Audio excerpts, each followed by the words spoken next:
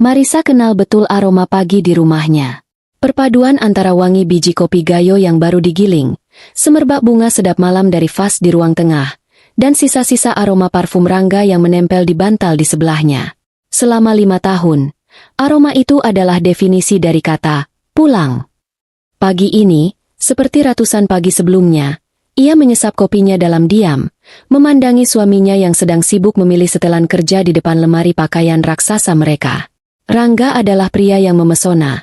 Marisa harus mengakuinya. Bahkan setelah 5 tahun pernikahan, karismanya tidak pernah pudar. Tubuhnya tegap, wajahnya bersih, dan senyumnya mampu meluluhkan dewan direksi yang paling keras kepala sekalipun. Ia berasal dari keluarga yang sangat sederhana, sebuah fakta yang sering ia ceritakan dengan bumbu drama kepahlawanan, seolah-olah ia adalah pangeran yang berhasil menaklukkan dunia seorang diri. Dunia yang, ironisnya, adalah milik Marisa. Marisa adalah pewaris tunggal kerajaan bisnis yang dibangun ayahnya dari nol. Wijaya Group, sebuah konglomerasi yang bergerak di bidang properti dan perhotelan, kini berada di bawah kendalinya. Ia cerdas, tegas, dan dihormati di dunia bisnis, seorang ratu di singgasananya sendiri. Namun di rumah, di hadapan Rangga, ia menanggalkan mahkotanya. Ia hanya ingin menjadi istri, pasangan yang mendukung suaminya. Ia memberikan Rangga jabatan direktur utama di salah satu anak perusahaan, memberinya akses tanpa batas ke fasilitas mewah, dan membiarkannya menjadi wajah dari kesuksesan mereka. Di mata publik, Rangga adalah suami hebat yang membawa istrinya hidup dalam kemewahan. Hanya segelintir orang yang tahu kebenarannya, bahwa Rangga hanyalah bulan yang cahayanya berasal dari pantulan matahari bernama Marisa. Sayang, menurutmu dasi yang ini cocok tidak? Suara Rangga memecah lamunan Marisa.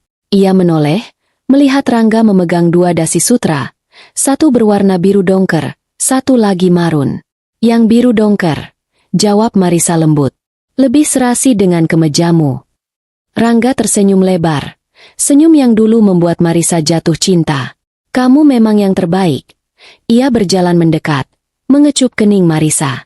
Aroma parfumnya yang mahal menyeruak. Sedikit terlalu kuat untuk pagi hari. Aku ada rapat penting pagi ini dengan investor dari Singapura. Mungkin akan pulang sedikit larut. Marisa mengangguk. Sudah terbiasa dengan kalimat itu. Rapat penting, klien potensial, proyek baru. Beberapa bulan terakhir, alasan itu semakin sering terdengar. Dulu, Rangga akan menceritakan setiap detail rapatnya, berdiskusi tentang strategi dengannya. Sekarang, jawabannya selalu singkat dan samar. Saat Marisa mencoba bertanya lebih jauh, Rangga akan tertawa dan berkata, "Jangan pusingkan kepalamu dengan hal-hal teknis, sayang. Biar aku yang urus. Kamu cukup duduk manis dan menikmati hasilnya." Ada sesuatu yang salah. Alarm kecil di benak Marisa sudah berbunyi sejak lama, namun ia terus menekannya. Ia tidak mau percaya. Ia telah membangun surga ini dengan tangannya sendiri. Ia tidak rela membakarnya hanya karena sebuah kecurigaan. Tapi bukti-bukti kecil terus menumpuk, seperti debu yang perlahan menutupi perabotan mengkilap di rumah mereka. Ada tagihan kartu kredit untuk makan malam di restoran yang belum pernah mereka kunjungi bersama. Ada panggilan telepon di tengah malam yang langsung ditutup begitu Marisa bergerak di tempat tidur.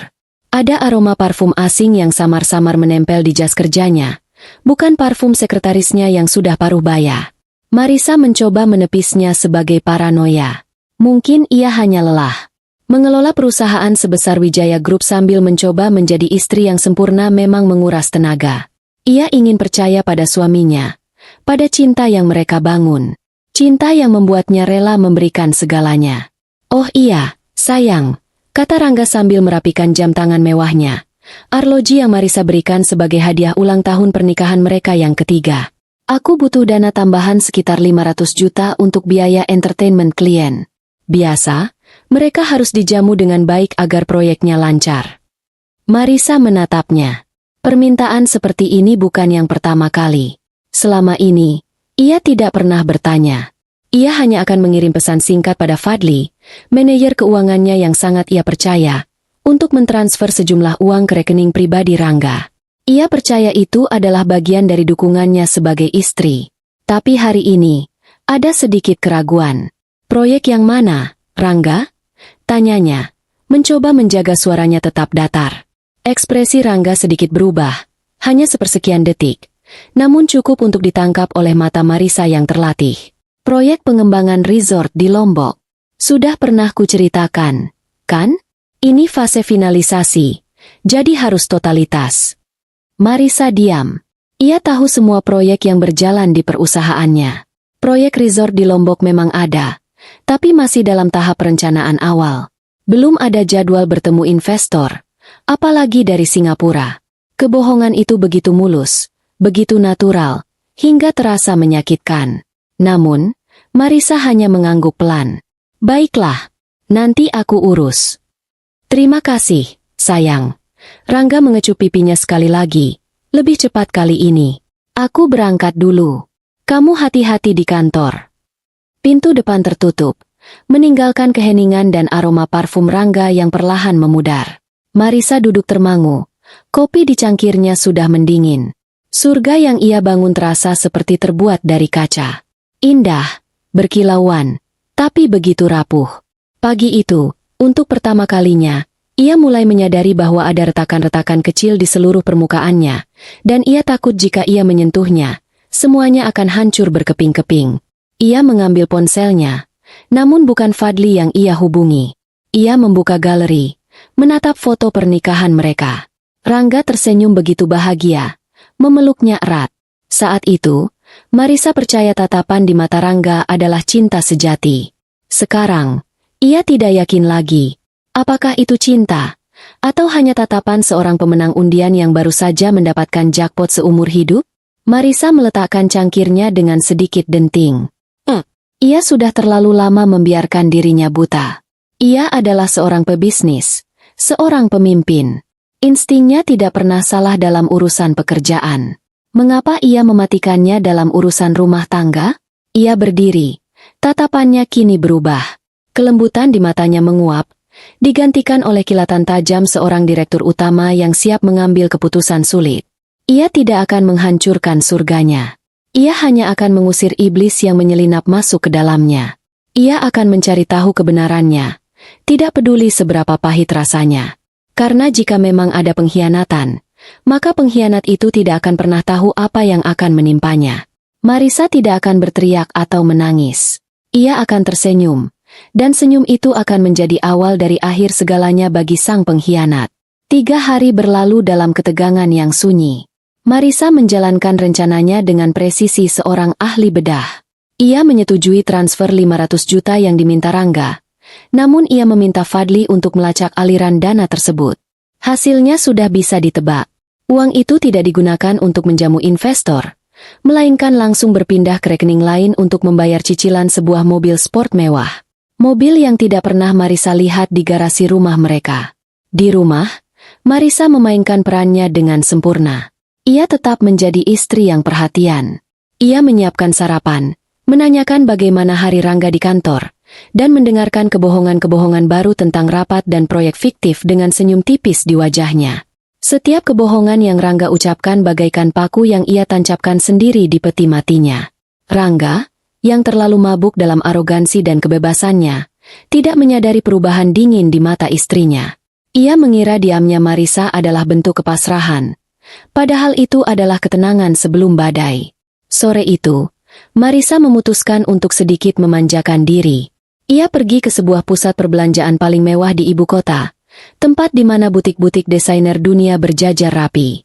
Ia tidak benar-benar ingin berbelanja. Ia hanya butuh ruang untuk berpikir, menjauh dari sandiwara di rumahnya. Ia duduk di sebuah kafe, memesan secangkir teh kamomil, dan membiarkan pikirannya menyusun langkah-langkah selanjutnya. Ia sudah menghubungi Gita, sahabatnya yang juga seorang pengacara andal. Pertemuan mereka dijadwalkan besok. Setelah merasa cukup tenang, Marisa berjalan menuju area parkir basement. Langkahnya terhenti ketika ia melihat sebuah mobil yang familiar, meski ia belum pernah melihatnya secara langsung. Sebuah Porsche 911 berwarna merah menyala, berkilauan di bawah cahaya lampu neon. Plat nomornya masih baru. Mobil yang sama persis dengan yang tertera di dokumen pembayaran yang diberikan Fadli padanya. Jantungnya berdebar kencang, bukan karena sakit hati, tapi karena adrenalin. Mangsa yang ia buru kini ada di depan mata. Dan benar saja, dari pintu lobi mal, muncul seorang wanita. Usianya mungkin di pertengahan 20-an. Tubuhnya tinggi semampai dibalut gaun ketat yang lebih cocok untuk klub malam daripada pusat perbelanjaan. Wajahnya cantik, tapi sorot matanya penuh dengan arogansi dan rasa superioritas. Wanita itu berjalan dengan angkuh menuju mobil sport merah itu. Marisa hanya diam memperhatikannya dari kejauhan. Ia bisa saja pergi, mengabaikan pemandangan itu. Tapi sesuatu menahannya. Ia ingin melihat wajah wanita yang telah bersekongkol dengan suaminya untuk mengkhianatinya.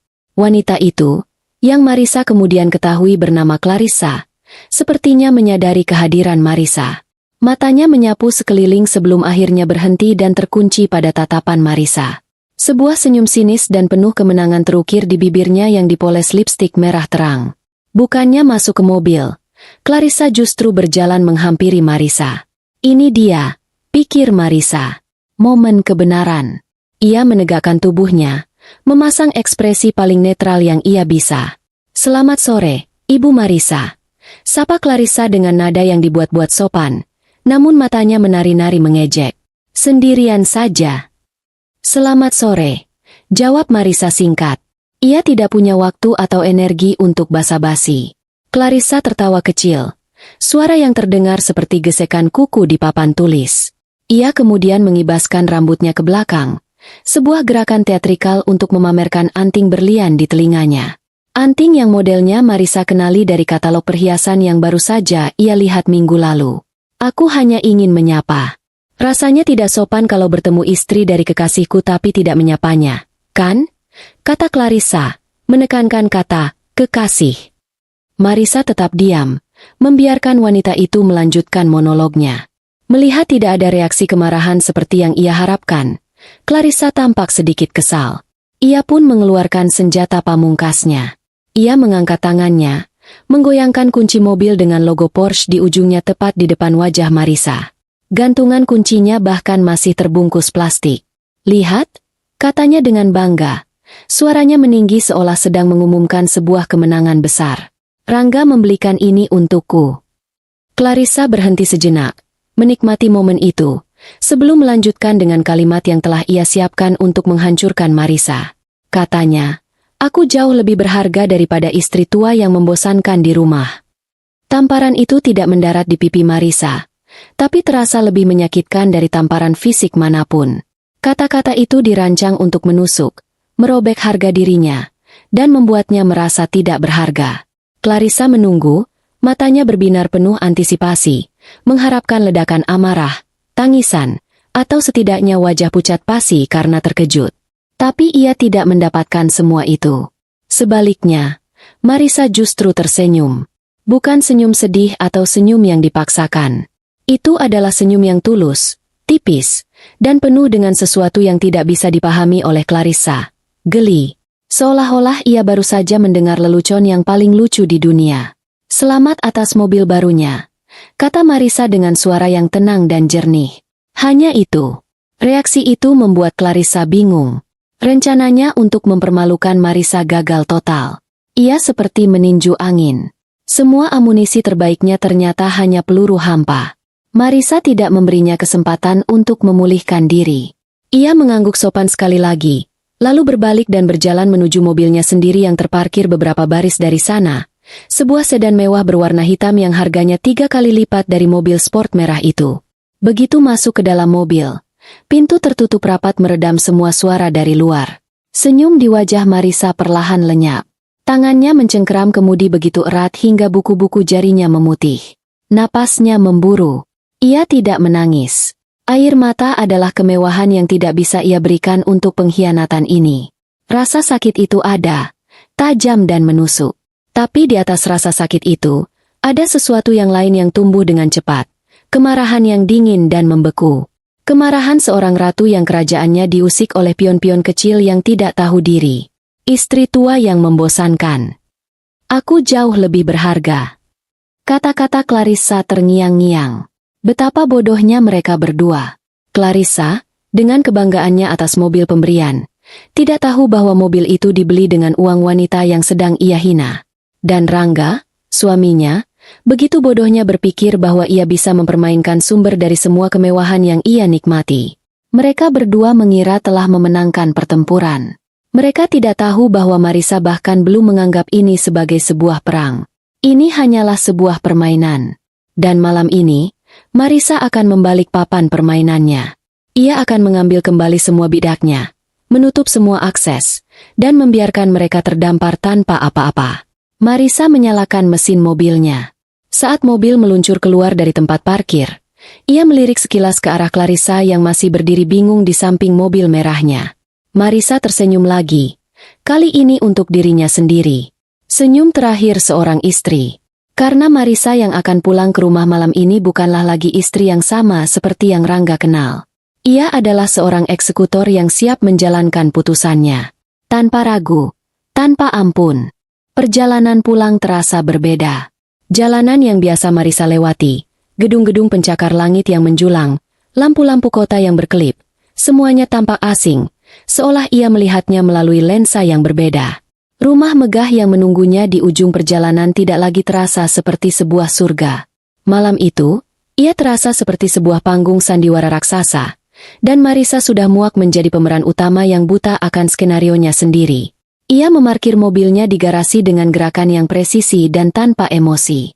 Di samping tempatnya, sebuah ruang kosong yang luas menanti. Ruang yang seharusnya diisi oleh mobil Rangga, yang kini mungkin sedang terparkir di tempat lain, di kehidupan lain. Ia masuk ke dalam rumah yang sunyi. Para asisten rumah tangga sudah kembali ke paviliun mereka. Hanya suara detak jam dinding antik di ruang tengah yang menemaninya. Setiap detaknya terdengar seperti hitungan mundur. Ia tidak mengganti pakaiannya, tidak menyentuh makan malam yang disiapkan untuknya.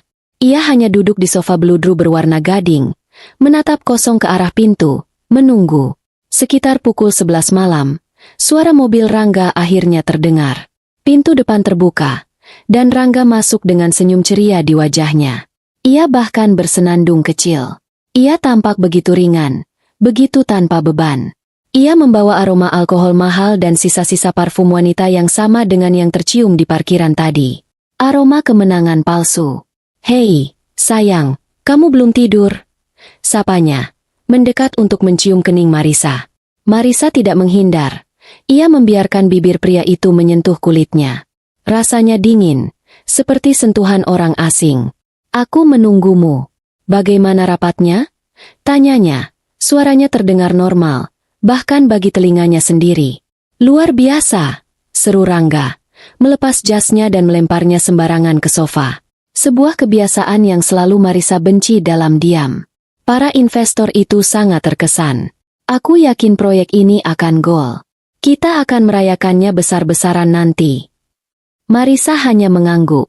"Baguslah. Kamu pasti lelah. Mandilah. Aku akan menyusul sebentar lagi."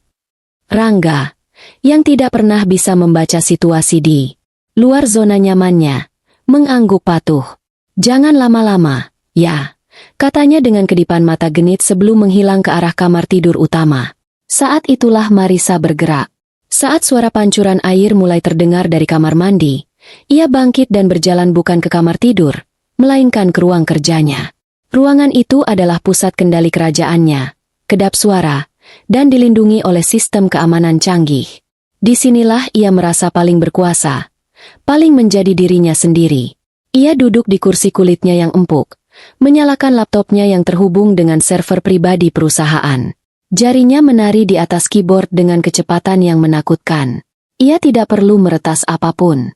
Sebagai pemilik utama, ia memiliki akses ke setiap sudut keuangan yang berhubungan dengan namanya, termasuk rekening gabungan dan kartu kredit tambahan yang ia berikan pada Rangga. Layar pertama yang ia buka adalah laporan transaksi rekening gabungan mereka selama 6 bulan terakhir. Matanya memindai barisan angka dan keterangan dengan cepat. Transfer 500 juta rupiah beberapa hari yang lalu menjadi titik awalnya. Seperti yang sudah Fadli laporkan, dana itu langsung diteruskan ke sebuah dealer mobil mewah. Selesai. Bukti pertama, yang paling terang-terangan, terkonfirmasi. Tapi Marisa tidak berhenti di situ. Ini bukan lagi tentang mobil. Ini tentang membongkar seluruh jaringan kebohongan yang telah dibangun Rangga. Ia mulai menelusuri lebih jauh ke belakang, seperti seorang arkeolog yang menggali reruntuhan sebuah peradaban yang hancur. Dan apa yang ia temukan membuatnya muak. Ada sebuah pola yang jelas. Setiap kali Rangga melakukan perjalanan bisnis, selalu ada transaksi ganda. Satu dari hotel korporat yang laporannya diserahkan ke kantor, dan satu lagi dari sebuah villa atau butik hotel romantis di lokasi yang sama, dibayar dengan kartu kredit pribadi tambahan.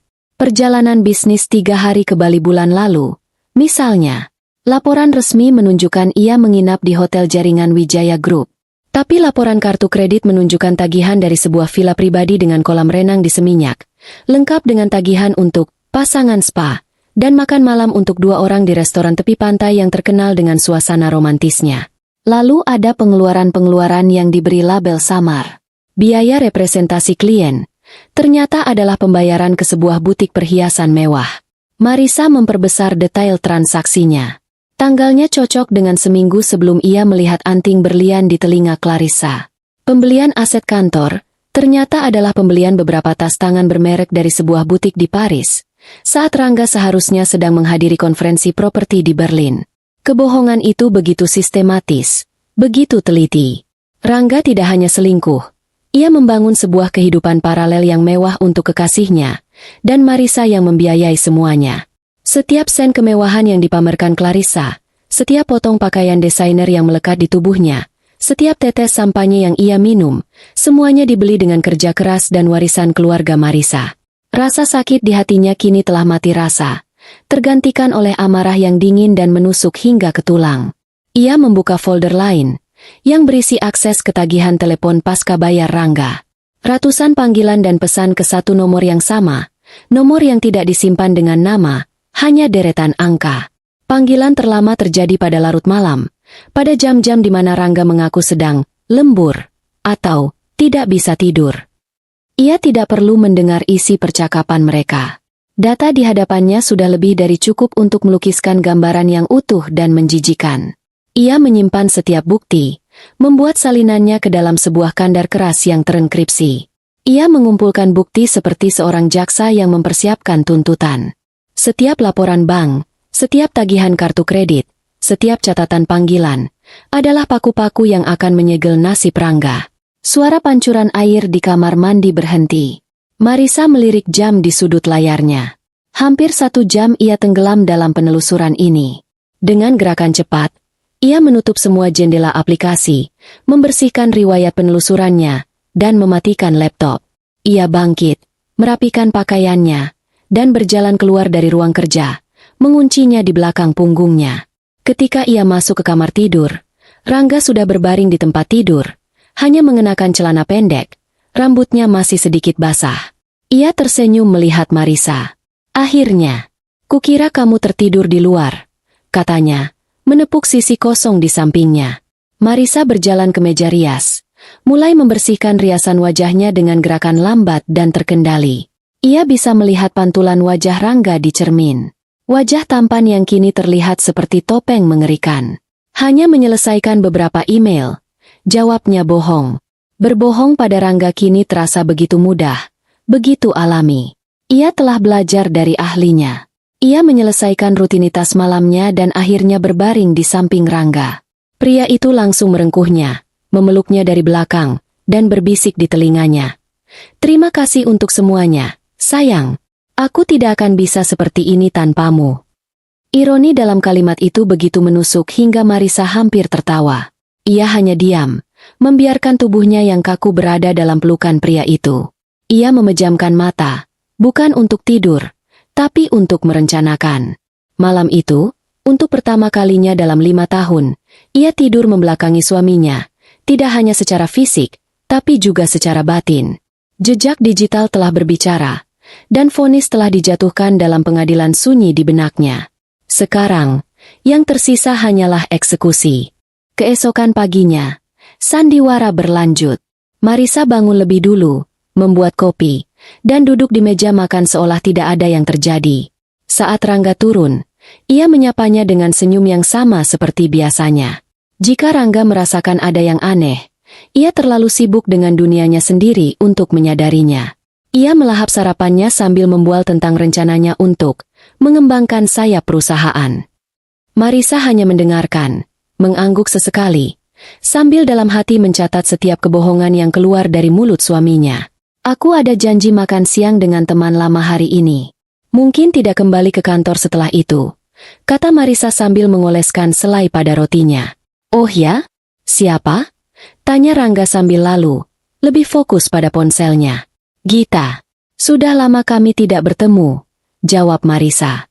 Rangga hanya bergumam setuju. Nama Gita tidak membangkitkan kecurigaan apapun. Ia tahu Gita adalah sahabat terdekat Marisa sejak kuliah. Ia tidak tahu bahwa Gita adalah salah satu pengacara perceraian paling ditakuti di kota itu. Mereka bertemu di sebuah restoran privat di Hotel Bintang 5, di sebuah ruangan yang menjamin kerahasiaan absolut. Gita sudah menunggu. Ia adalah kebalikan dari Marisa. Di mana Marisa adalah air yang tenang, Gita adalah api yang bergejolak. Rambutnya dipotong pendek, gayanya tajam, dan sorot matanya tidak pernah melewatkan detail sekecil apapun. Aku tidak suka firasatku saat kamu meminta bertemu di sini, Risa, kata Gita langsung, bahkan sebelum pelayan selesai menuangkan air. Marisa tidak membuang waktu. Ia meletakkan tabletnya di atas meja dan mendorongnya ke arah Gita. Lihat sendiri. Selama hampir 20 menit, satu-satunya suara di ruangan itu adalah helaan napas Gita yang semakin berat dan sesekali umpatan pelan yang tertahan. Ia menggulir setiap halaman dokumen yang telah Marisa siapkan, salinan laporan bank, tagihan kartu kredit yang ditandai dengan stabilo digital, log panggilan, dan foto mobil sport merah yang Marisa ambil diam-diam saat Clarissa lengah. Setelah selesai, Gita meletakkan tablet itu dengan gerakan keras. Wajahnya memerah karena marah. Brengsek, benalu tidak tahu diri. Sudah kuduga dari awal pria itu hanya menginginkan hartamu. Marisa tetap tenang. Aku tidak butuh. Kan sudah kubilang, Git. Aku butuh strategi. Kemarahan di wajah Gita perlahan mereda, digantikan oleh ekspresi profesional yang dingin. Ia beralih dari mode sahabat ke mode pengacara. Oke. Pertama, perjanjian pranikah kita sangat kuat. Semua aset atas namamu sebelum menikah, dan semua aset yang berasal dari warisan keluargamu, sepenuhnya milikmu. Itu sudah aman. Bagaimana dengan perusahaan? Dia direktur utama di salah satu anak perusahaan, tanya Marisa. Itu posisi yang kamu berikan padanya. Bisa kamu ambil kembali kapan saja. Dewan direksi akan mendukungmu 100%. Dia tidak punya saham atas namanya sendiri, kan? Tidak selembar pun, jawab Marisa tegas. Bagus, kata Gita. Matanya berkilat. Rencana kita adalah operasi senyap. Kita siapkan semua amunisi. Gugatan cerai, surat pemecatan, pembekuan aset. Kita serang dia serentak dari semua sisi saat dia sama sekali tidak menduganya. Kita akan membuatnya jatuh begitu keras hingga dia tidak akan tahu apa yang menimpanya. Gita mulai mencoret-coret di buku catatannya, menyusun poin-poin strategi hukum.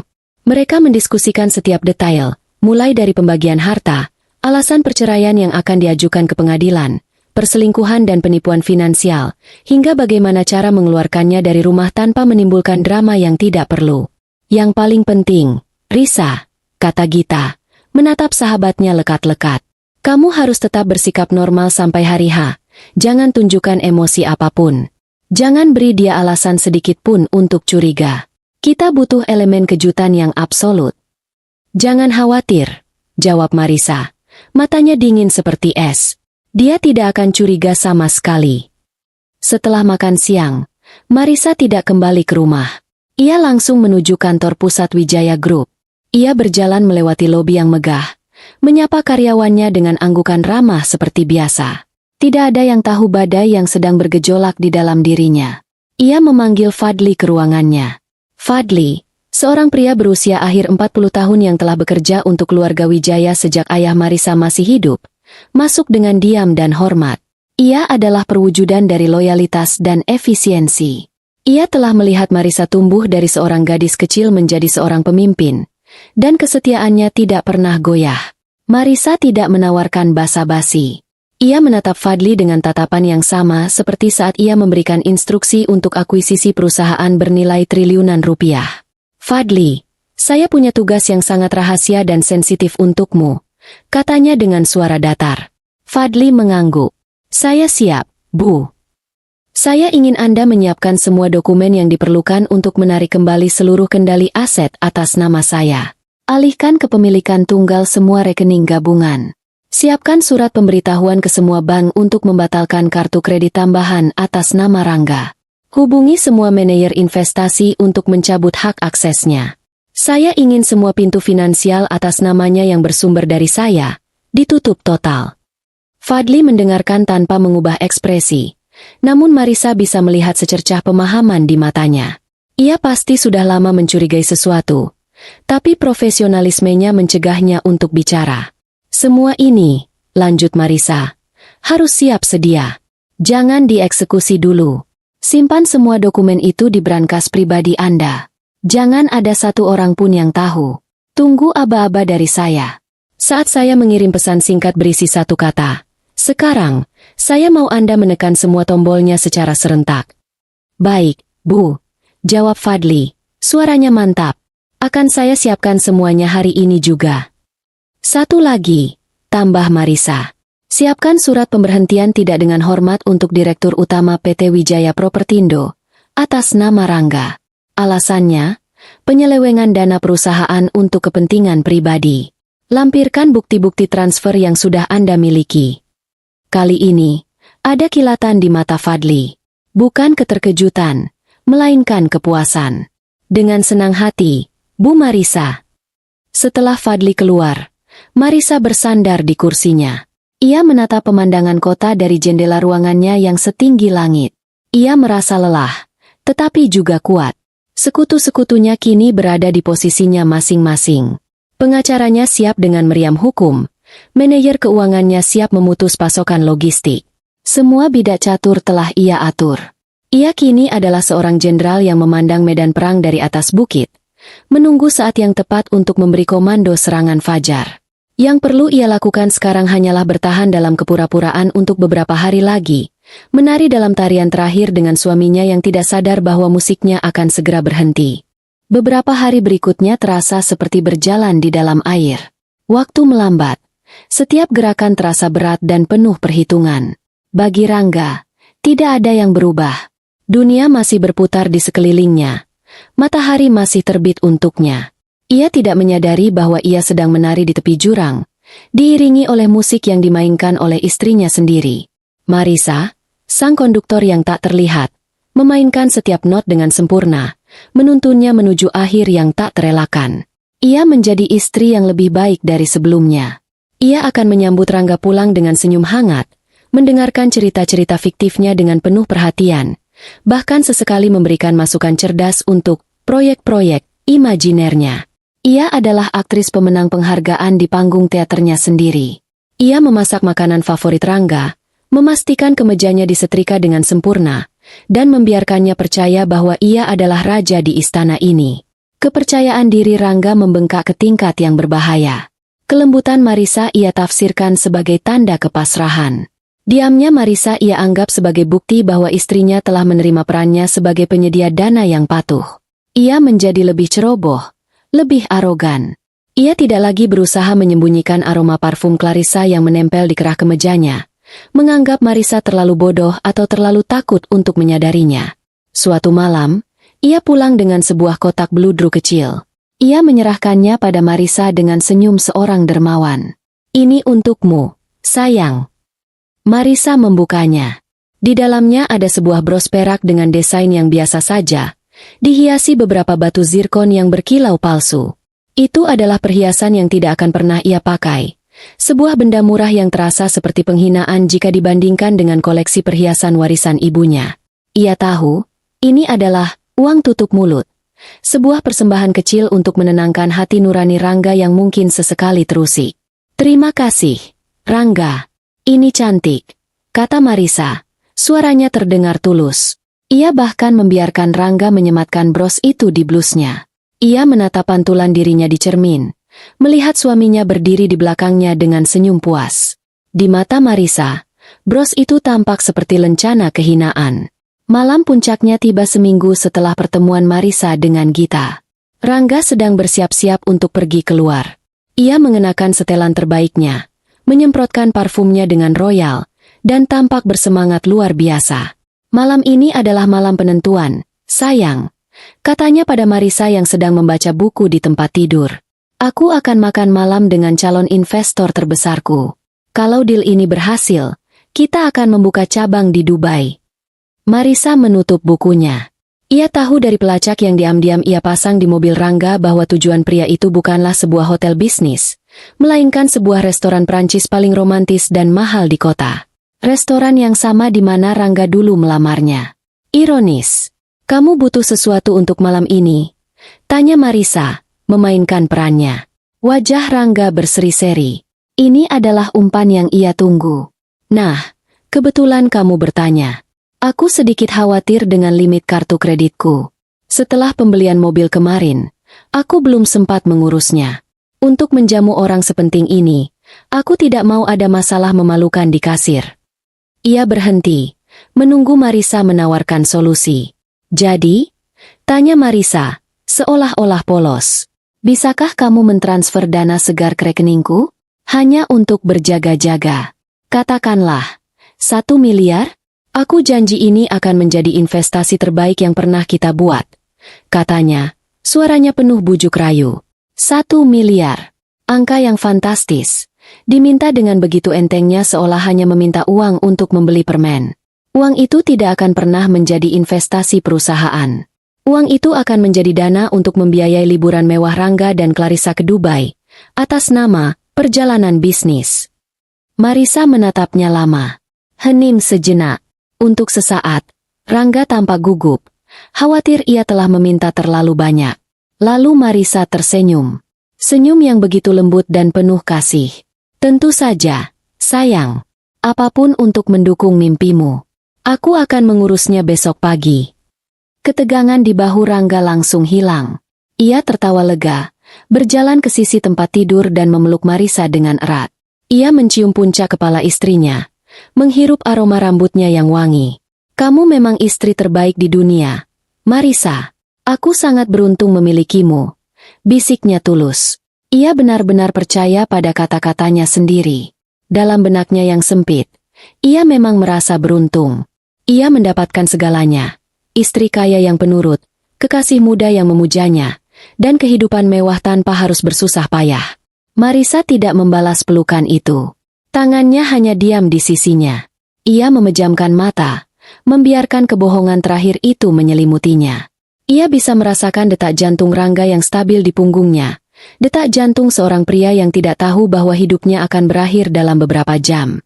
Ia adalah ular yang sedang dipeluk oleh mangsanya, menikmati kehangatan terakhir sebelum ia menyuntikkan bisanya. Semoga berhasil malam ini, kata Marisa saat Rangga akhirnya melepaskan pelukannya. Pasti berhasil. Jawab Rangga penuh percaya diri. Ia mengambil kunci mobilnya, meniupkan ciuman jarak jauh ke arah Marisa, dan berjalan keluar dari kamar dengan langkah seorang pemenang. Marisa tetap di posisinya, tidak bergerak, sampai ia mendengar suara mobil Rangga menjauh dari halaman rumah. Keheningan yang ditinggalkan terasa begitu pekat. Ia bangkit dari tempat tidur, berjalan ke jendela, dan menatap kegelapan malam. Tarian itu telah berakhir. Sang manipulator telah memainkan nada terakhirnya.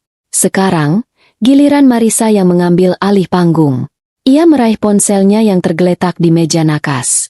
Layarnya menyala, menampilkan kontak bernama Fadli. Jarinya melayang di atas papan ketik, siap menulis satu kata yang akan meruntuhkan segalanya.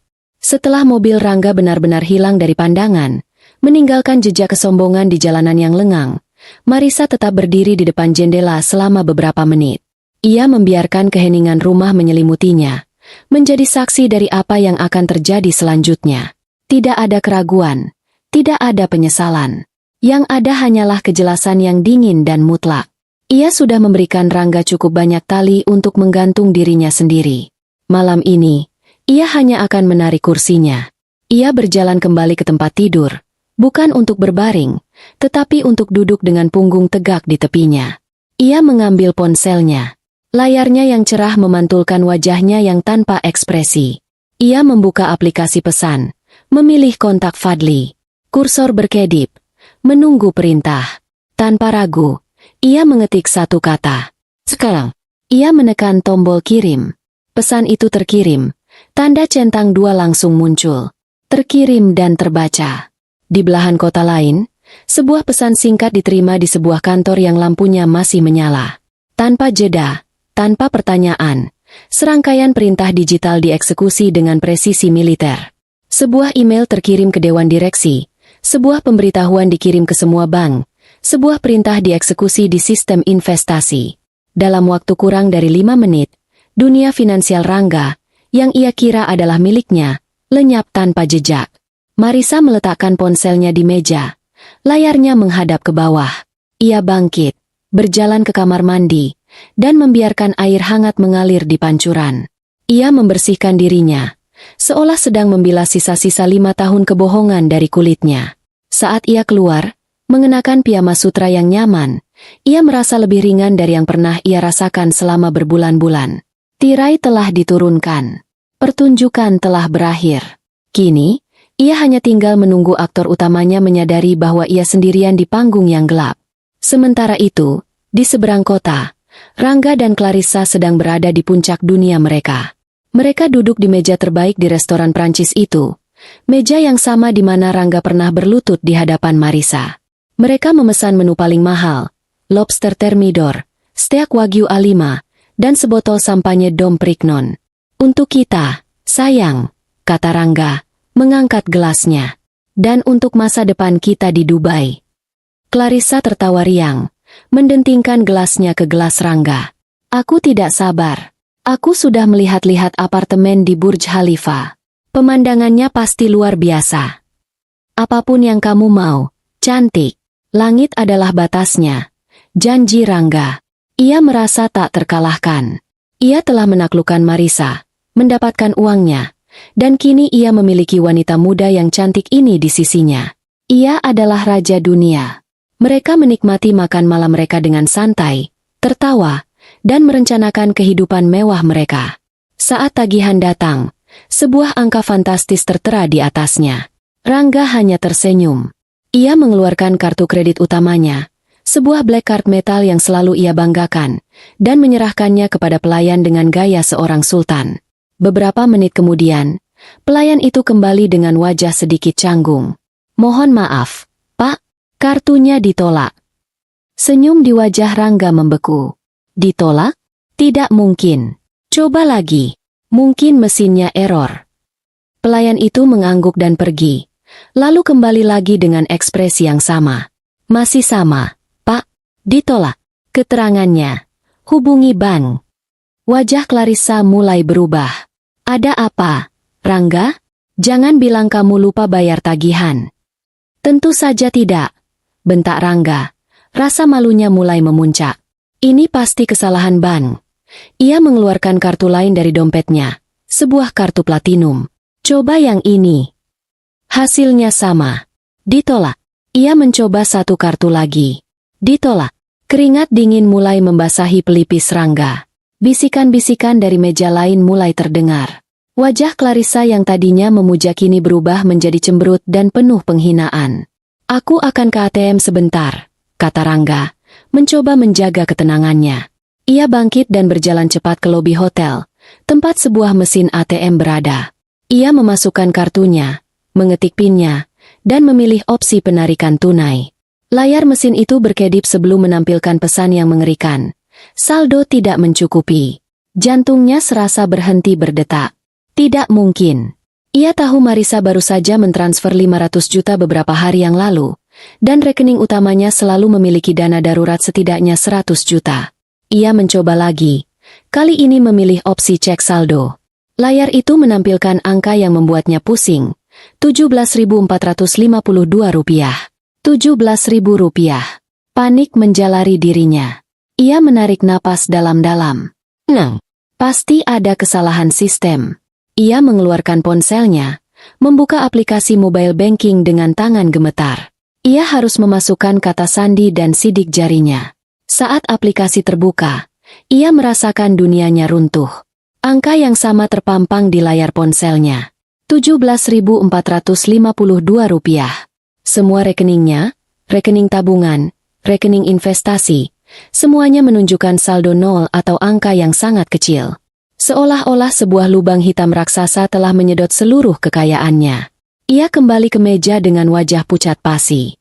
"Jadi?" tanya Clarissa ketus. Ada masalah besar dengan sistem perbankan malam ini. Semua rekeningku tidak bisa diakses," katanya. Suaranya terdengar lemah. Clarissa menatapnya dengan jijik. "Masalah perbankan?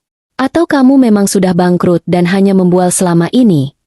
"Aku tidak bangkrut," teriak Rangga tertahan, menarik perhatian seluruh restoran. Untuk menyelesaikan masalah memalukan itu, Clarissa terpaksa membayar tagihan dengan kartunya sendiri, sambil menggerutu tanpa henti. Perjalanan pulang mereka di dalam mobil sport merah itu terasa dingin dan senyap. Kemesraan mereka menguap bersama saldo rekening Rangga. Begitu sampai di apartemen Clarissa, Rangga mencoba menghubungi layanan pelanggan banknya, tapi semua sudah di luar jam operasional. Ia tidak tahu harus berbuat apa. Ia merasa terisolasi, terputus dari dunia yang selama ini menopangnya. Hanya ada satu penjelasan yang masuk akal di kepalanya yang panik. Ini pasti ada hubungannya dengan Marissa. Mungkin Marissa boros. Atau mungkin ada peretas yang menyerang rekening mereka. Ia tidak pernah, sedetik pun, berpikir bahwa ini adalah tindakan yang disengaja oleh istrinya yang penurut. Ia harus pulang. Ia harus berbicara dengan Marissa. Mungkin membentaknya, menuntut penjelasan. Ia mengemudikan mobilnya dengan kalut menuju rumah, meninggalkan Clarissa yang menatapnya dengan tatapan dingin dari jendela apartemennya. Ia melaju kencang, tidak menyadari bahwa ia sedang menuju ke pengadilannya sendiri, di mana sang hakim, juri, dan algojo adalah orang yang sama, wanita yang sedang menunggunya dengan tenang di rumah. Perjalanan Rangga pulang adalah sebuah fragmen neraka. Pikirannya berpacu lebih cepat dari laju mobilnya, mencoba menyusun kepingan-kepingan teka-teki yang mustahil. Kesalahan sistem? Tidak mungkin semua ban mengalami gangguan serentak hanya pada rekeningnya. Diretas? Siapa yang mau meretasnya? Ia tidak punya musuh sepenting itu. Semua jalan buntu di benaknya selalu kembali ke satu nama, Marissa. Tapi asumsinya masih liar dan tidak fokus. Mungkin Marissa melakukan pembelian besar tanpa memberitahunya, menghabiskan semua dana di rekening gabungan. Ya, pasti itu. Wanita memang tidak bisa mengontrol pengeluaran.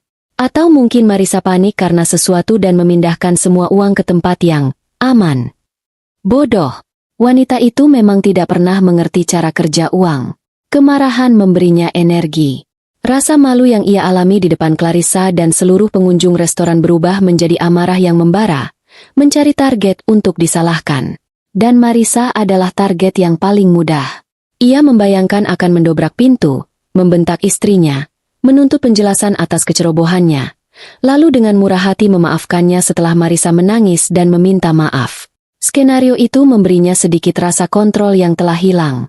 Ketika ia membelokkan mobil ke jalan masuk rumah mereka yang panjang dan dikelilingi taman yang terawat sempurna, pemandangan kemegahan itu justru terasa seperti tamparan. Lampu-lampu taman menyala, menyorot fasad rumah yang tampak tenang dan damai. Sebuah keheningan yang kontras dengan badai di dalam dirinya. Ia memarkir mobil sport merah, mobil yang menjadi simbol kemenangannya. Dengan suara decitan ban yang kasar, sebuah pelanggaran di keheningan malam. Ia membanting pintu mobil dan berjalan cepat menuju pintu utama. Ia bahkan tidak perlu menggunakan kuncinya. Pintu besar dari kayu jati itu tidak terkunci. Ia melangkah masuk, siap untuk melepaskan amarahnya. "Marissa!" teriaknya. Suaranya menggema di lobi yang kosong. "Marissa, di mana kamu?" Tidak ada jawaban dari lantai atas. Ia mengira Marissa mungkin sudah tidur, tidak menyadari malapetaka yang terjadi. Kemarahannya semakin menjadi. Ia berjalan melewati ruang tengah yang luas, menuju kamar tidur utama. Namun langkahnya terhenti. Di ruang keluarga yang sedikit temaram, di bawah cahaya lampu baca yang hangat, ia melihatnya. Marissa tidak sedang tidur. Ia sedang duduk di sofa tunggal favoritnya, mengenakan piyama sutra, dengan sebuah buku bersampul tebal di pangkuannya. Di meja kecil di sampingnya, ada secangkir teh yang masih mengepulkan uap tipis. Ia tampak begitu tenang, begitu damai, seolah sedang menikmati malam yang sunyi. Pemandangan itu begitu salah, begitu tidak sesuai dengan kekacauan yang dirasakan Rangga, hingga membuatnya bingung. Marisa mengangkat kepalanya dari buku. Matanya bertemu dengan mata Rangga. Ia tidak tampak terkejut atau takut. Ia hanya menatapnya dengan ekspresi netral. "Kamu sudah pulang?" tanyanya. Suaranya datar. Ketenangan Marisa adalah bensin yang disiramkan ke api amarah Rangga. "Pulang? Aku baru saja mengalami malam paling memalukan dalam hidupku. Dan kamu bertanya aku sudah pulang?" Suaranya meninggi, memecah keheningan yang anggun di ruangan itu. Marisa menutup bukunya dengan gerakan pelan, meletakkannya di meja. Ia tidak bangkit dari kursinya. "Memalukan? Kenapa?" "Kenapa?" Rangga tertawa sinis, berjalan mondar-mandir di depan Marisa seperti singa dalam kandang. "Semua kartu kita ditolak. Semua. Aku mencoba menarik uang di ATM. Saldonya 0. Aplikasimu itu, atau entah apa yang kamu lakukan dengan uang kita, sudah membuat kita bangkrut. Kamu sadar tidak?" Marisa menyesap tehnya. "Bukan kartu kita, Rangga. Kartu itu milikku. Dan aku tidak bangkrut. Keuanganku baik-baik saja." Jawaban yang tenang dan logis itu membuat Rangga semakin frustrasi. "Apa maksudmu milikmu? Kita ini suami istri. Ada apa dengan semua rekeningnya? Apa yang sudah kamu lakukan? Kamu membeli sesuatu yang mahal? Berlian? Tas? Jelaskan padaku, Marisa." Ia menuntut, menunjuk-nunjuk ke arah istrinya, mencoba mengintimidasi. "Aku tidak membeli apa-apa hari ini," jawab Marisa dengan kesabaran yang luar biasa. "Lalu kenapa uangnya habis? Jangan bilang kamu ditipu. Atau jangan-jangan sistem kita diretas? Ya Tuhan, Marisa, pasti itu. Kita harus lapor polisi sekarang juga. Semua aset kita." "Asetku baik-baik saja," potong Marisa lagi. Suaranya masih tetap tenang, namun kali ini ada sedikit nada dingin yang menusuk. "Hanya aksesmu yang tampaknya bermasalah." Rangga berhenti mondar-mandir. Kalimat terakhir itu akhirnya menembus kabut amarahnya. "Hanya aksesmu yang bermasalah." Itu bukan lagi terdengar seperti sebuah kecelakaan. Itu terdengar seperti sebuah tindakan yang disengaja. Ia menatap istrinya, benar-benar menatapnya untuk pertama kali malam itu. Wanita yang duduk di hadapannya bukanlah Marisa yang ia kenal. Tidak ada kelembutan, tidak ada kepasrahan. Yang ada di matanya adalah sesuatu yang asing, sesuatu yang keras seperti baja. Sebuah firasat buruk yang mengerikan mulai merayap di punggungnya. Ia merasa seperti mangsa yang baru saja menyadari bahwa ia telah masuk ke dalam perangkap. Apa maksudmu dengan itu?" tanyanya.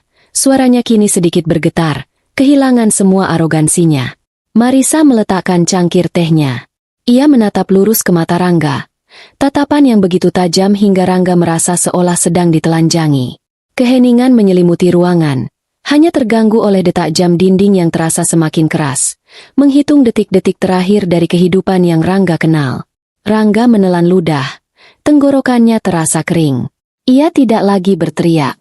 Ia mendekat, berdiri di depan Marisa yang tetap duduk, membuatnya harus sedikit menunduk untuk menatap istrinya. Posisi yang terasa sangat tidak nyaman. "Marisa," bisiknya. Suaranya kini terdengar memohon. "Katakan padaku apa yang terjadi." Badai di dalam dirinya telah reda, digantikan oleh ketakutan yang dingin dan pekat. Ia menatap wajah istrinya, wajah yang selama ini ia anggap sebagai jaminan keamanan dan kemewahan, dan untuk pertama kalinya ia menyadari bahwa ia tidak pernah benar-benar mengenalnya. "Apa yang sudah kamu lakukan?" tanyanya lagi. Kalimat yang tadinya adalah sebuah tuduhan kini berubah menjadi sebuah pertanyaan putus asa. Mendengar pertanyaan yang syarat dengan keputusasaan itu, sesuatu dalam diri Marisa akhirnya bergeser. Topeng ketenangan yang ia kenakan selama berhari-hari tidak retak, melainkan ia tanggalkan dengan sengaja. Ekspresi netralnya perlahan berubah menjadi senyum. Senyum yang tidak mencapai matanya.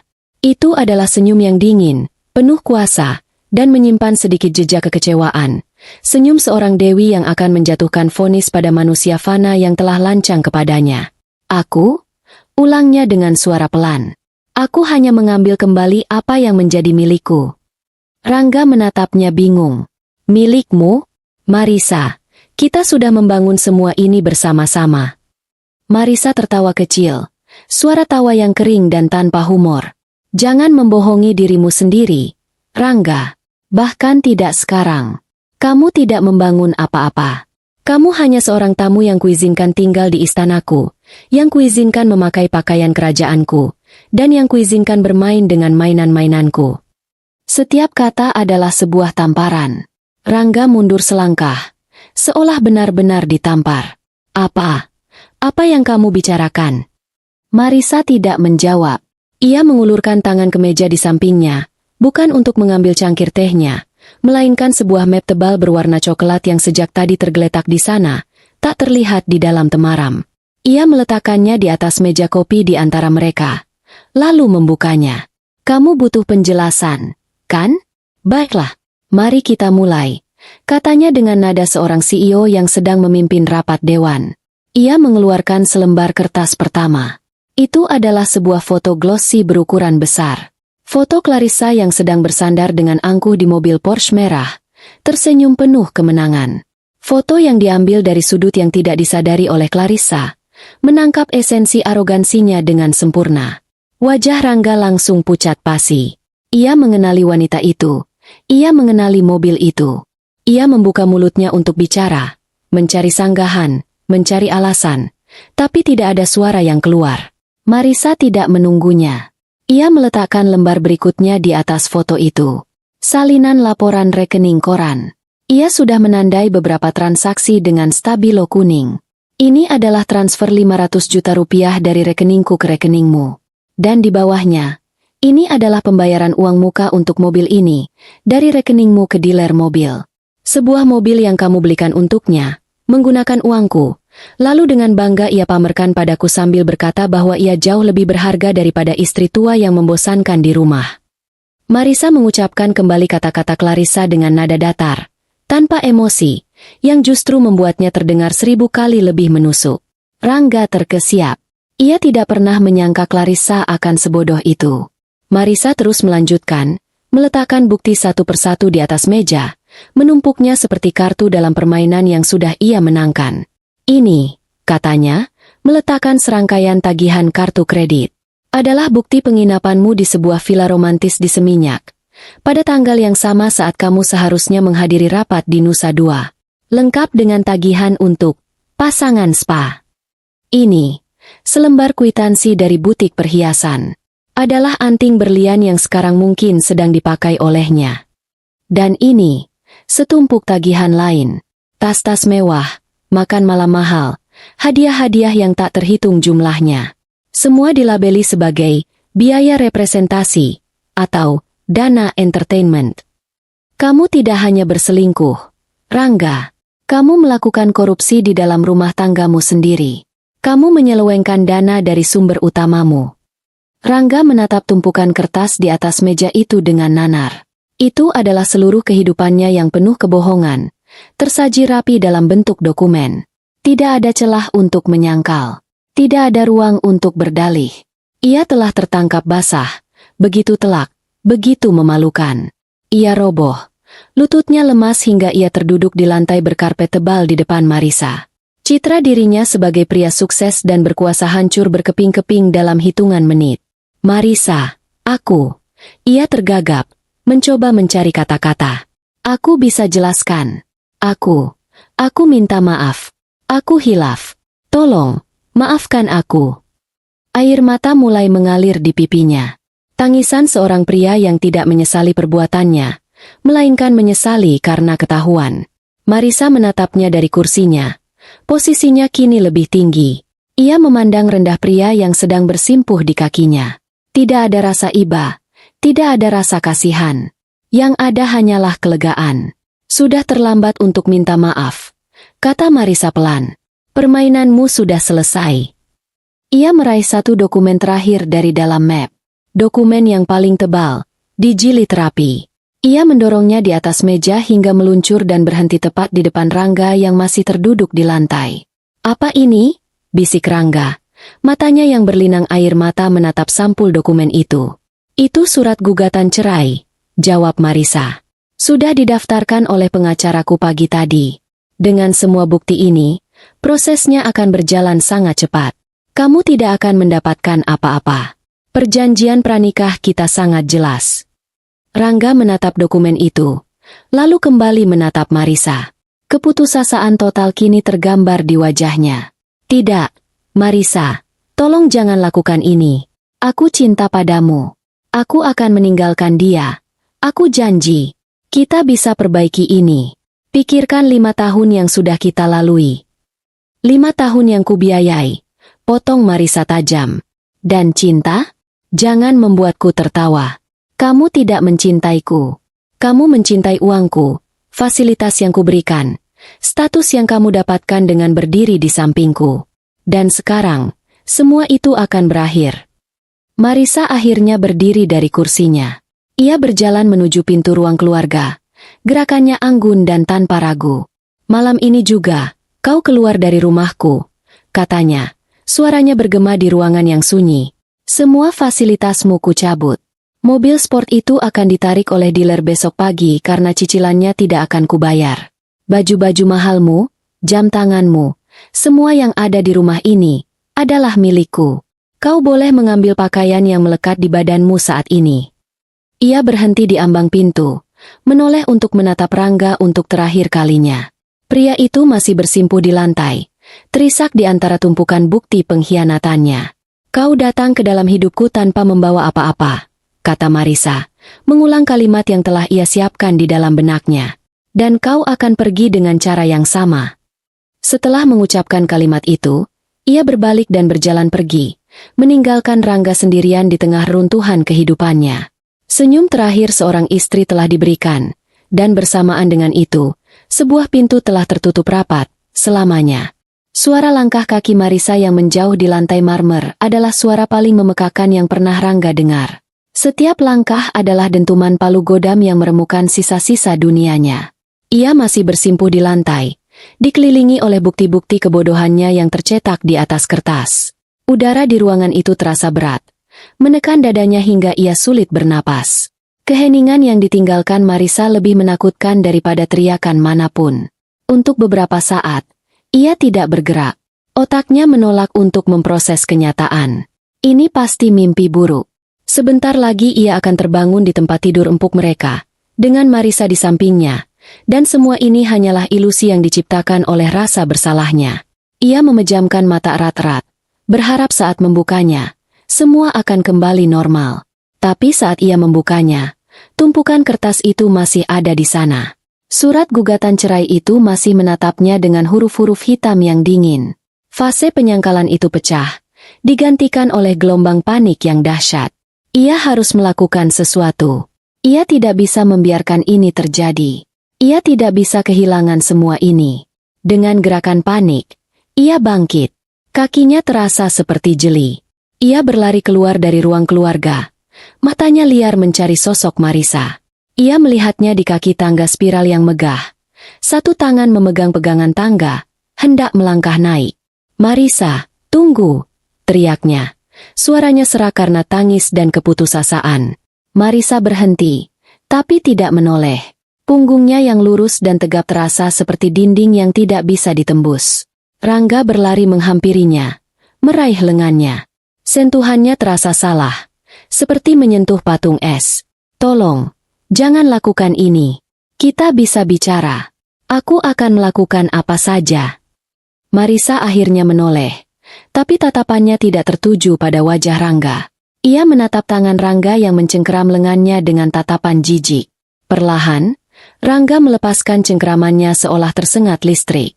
"Tidak ada lagi yang perlu dibicarakan, Rangga," kata Marisa, suaranya tanpa getaran sedikit pun. "Semua sudah dikatakan. Tapi aku cinta padamu."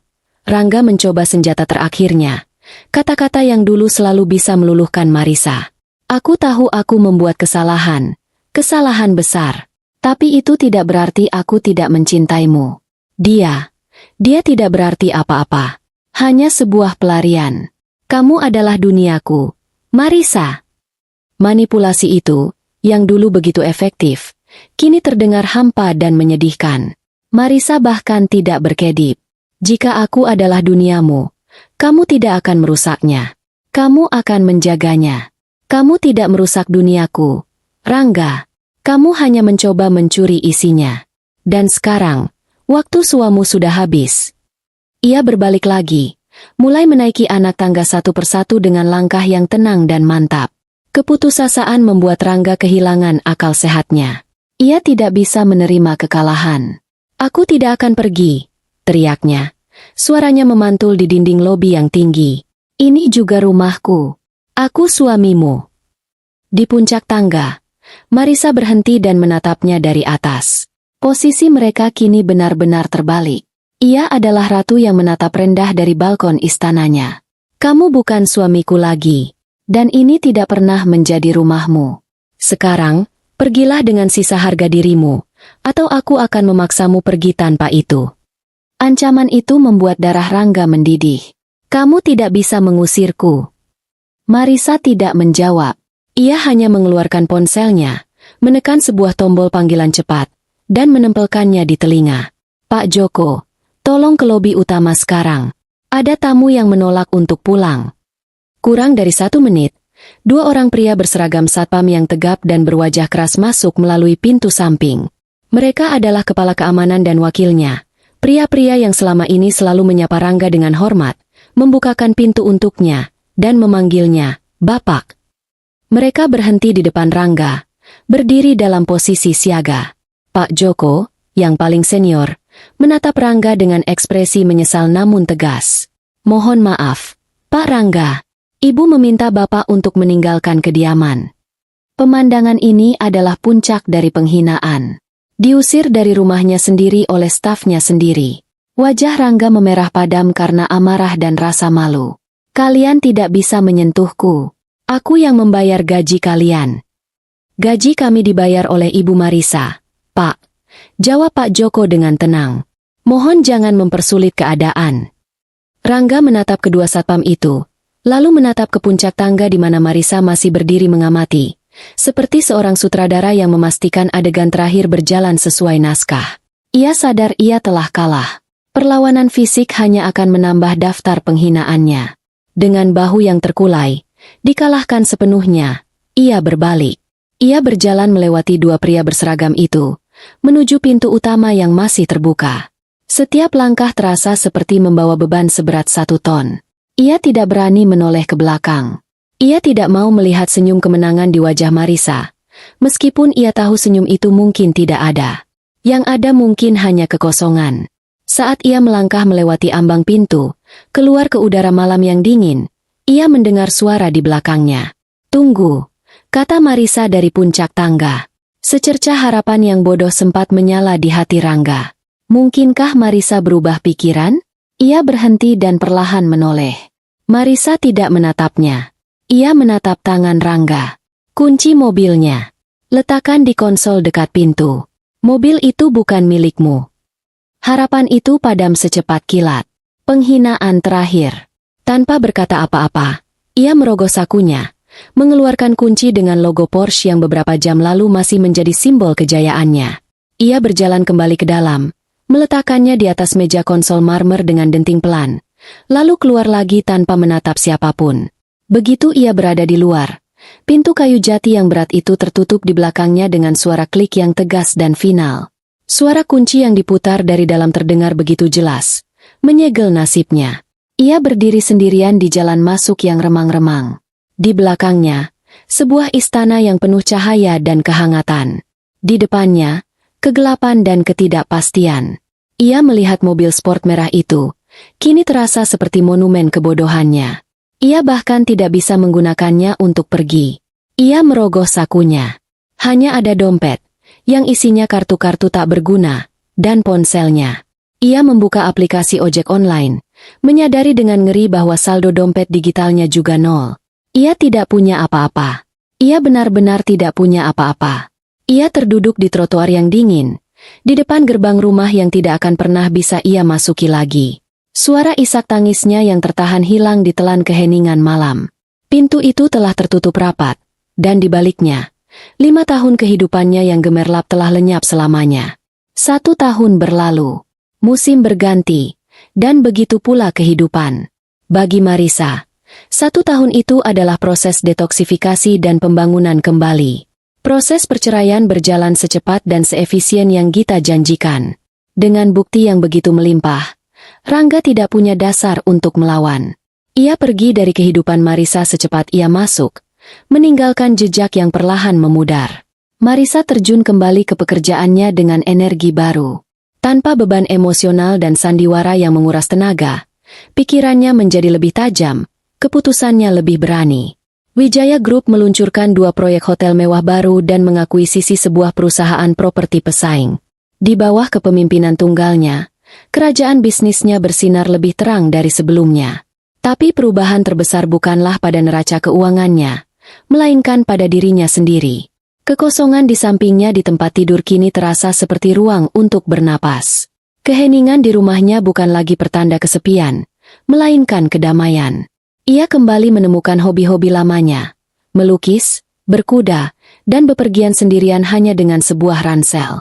Senyumnya kini lebih sering terlihat, tulus dan lepas, tidak lagi dibayangi oleh kecurigaan. Sore itu, di hari Minggu yang cerah, Marisa duduk bersama Gita di sebuah kafe rooftop yang trendy di pusat kota. Mereka menikmati kopi dan kue sambil memandangi hiruk-pikuk jalanan di bawah. Angin sepal-sepal meniup rambut Marisa yang kini ia biarkan tergerai panjang. "Aku tidak pernah melihatmu sebahagia ini, Risa," kata Gita, tersenyum tulus melihat sahabatnya. "Aku merasa seperti baru saja keluar dari penjara yang kubangun sendiri," jawab Marisa, matanya menerawang ke kejauhan. "Anehnya, aku bahkan tidak membencinya lagi.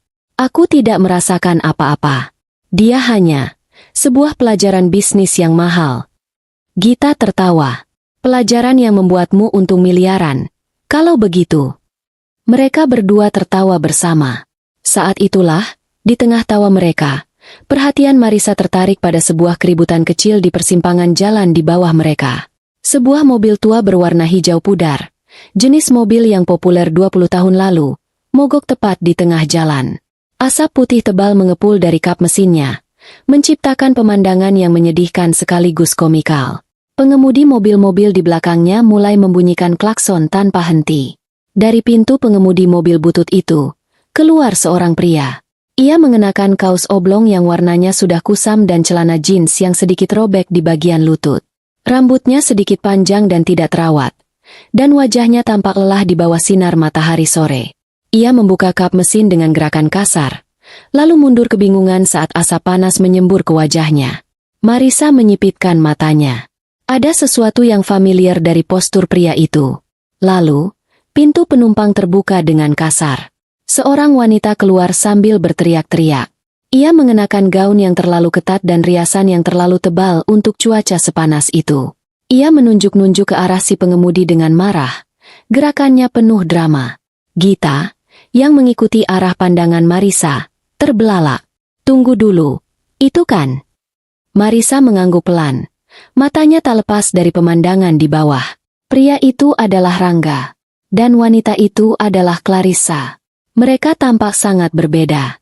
Kemewahan dan arogansi yang dulu melekat pada diri mereka telah luntur total, digantikan oleh aura keputusasaan dan kekesalan. Rangga tidak lagi terlihat seperti eksekutif muda yang karismatik. Ia tampak seperti pria parubaya yang kalah oleh kehidupan. Clarissa tidak lagi seperti wanita simpanan kelas atas. Ia tampak seperti wanita pemarah yang terjebak dalam nasib buruk.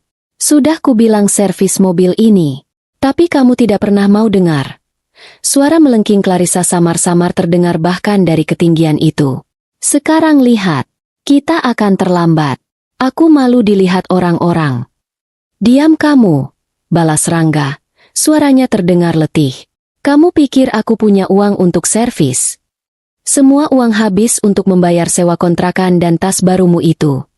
Pertengkaran mereka di tengah jalan, di antara kepulan asap dan raungan klakson, adalah sebuah tontonan tragis yang menggelikan.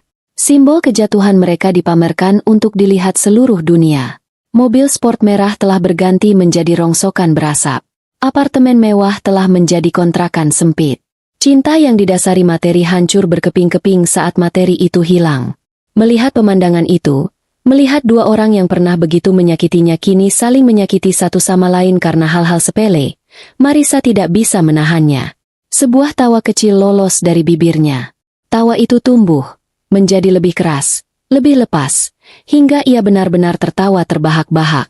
Ia menutupi mulutnya, mencoba meredam tawanya. Tapi air mata geli justru mulai mengalir di sudut matanya. Itu bukan tawa getir. Bukan tawa puas karena balas dendam. Itu adalah tawa yang murni dan tulus. Tawa yang lahir dari kesadaran betapa absurdnya kehidupan. Ia menertawakan ironi takdir. Ia menertawakan kebodohan mereka. Ia menertawakan dirinya di masa lalu yang pernah menganggap pria seperti itu sebagai dunianya. Gita menatapnya sejenak, lalu ikut tersenyum lebar. Lega melihat sahabatnya akhirnya benar-benar bebas dari semua beban masa lalunya. Masih dengan sisa-sisa tawanya, Marisa mengangkat cangkir kopinya yang tinggal setengah. Ia mengangkatnya sedikit ke arah pemandangan di bawah, ke arah Rangga dan Clarissa yang masih bertengkar sengit. Sebuah gerakan bersulang yang sunyi. Bersulang untuk karma, yang terkadang datang bukan dalam bentuk badai dan petir, melainkan dalam bentuk komedi terbaik. Lalu, ia berbalik membelakangi pemandangan itu, menyesap kopinya, dan mulai membicarakan masa depan dengan sahabatnya. Ia tidak perlu melihat akhir dari pertunjukan itu.